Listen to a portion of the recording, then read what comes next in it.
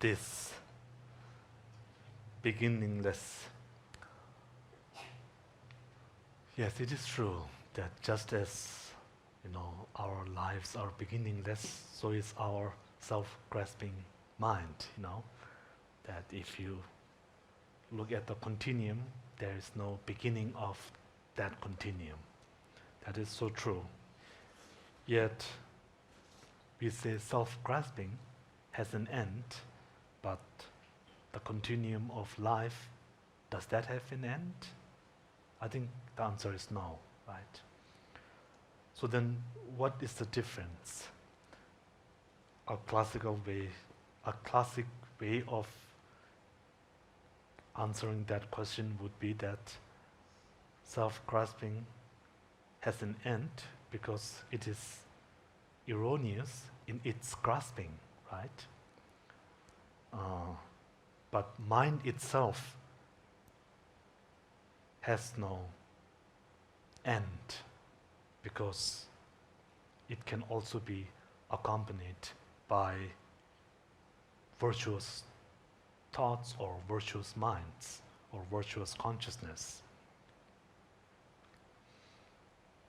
So mind itself has no end, but all aspects of the mind that are erroneous in their grasping, in their mode of apprehension, have ends because of that reasoning, because this is their nature, because they can simply be overcome, they can be overcome. They can be, because there is an antidote to that mode of apprehension, therefore that mode of apprehension can come to our cease, right? This is the reasoning that is used. But one cannot apply the same reasoning to mind itself because it has no antidote. Because if it does, it has to come from one of its own aspects, and an aspect of the mind cannot be an antidote to the mind itself. That would be self-conflicting, right? So we use this reasoning, but still, I think it's very interesting. On the one hand, like especially in the sutra side, in the sutra teachings, in the sutra commentaries, there's always this explanation like this, that the self-grasping mind has an end, right? It is an object of abandonment. But then if you go to higher tantra, then I'm not so sure. I don't know whether in there it mentions explicitly that these afflictive emotions also have an end. I don't know if it is mentioned like this or if it is explained like this, but maybe in the higher tantras, then it could be that that aspect of anger may have an end, but anger itself, its continuum, has no end, So it could be like that. So it's purely from the viewpoint of having an angry aspect that may have an end, but the continuum of anger itself could still be endless, right? So I don't know, because in the higher tantra it mentions that these, like the 5 delusions, the 5 afflictive emotions, they then sort of turn into the 5 wisdoms, the 5 primordial knowledges, right? So when you come across those kind of teachings, those statements, then I think it is interesting, there are always two options you can pick, Either you can go with the sutra explanation or with the tantric explanation.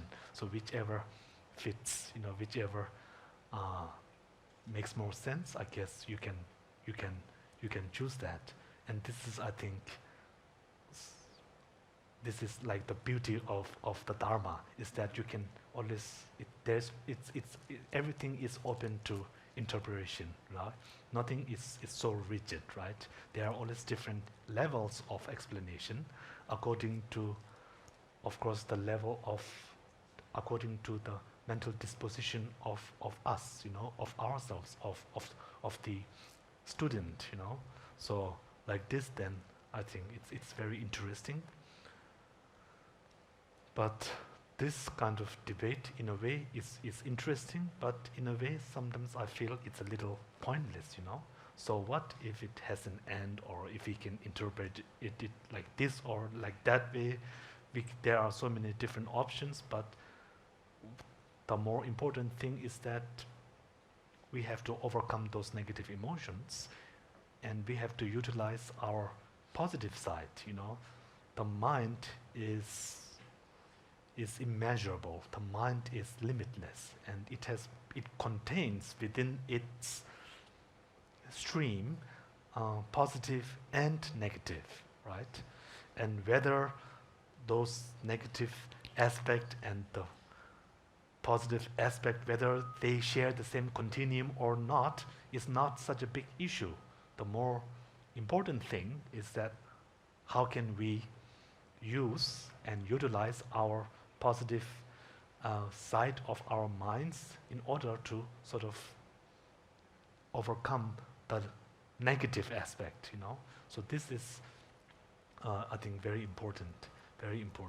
But still, this kind of sort of analyzing is very helpful to do just that, that our analysis, whatever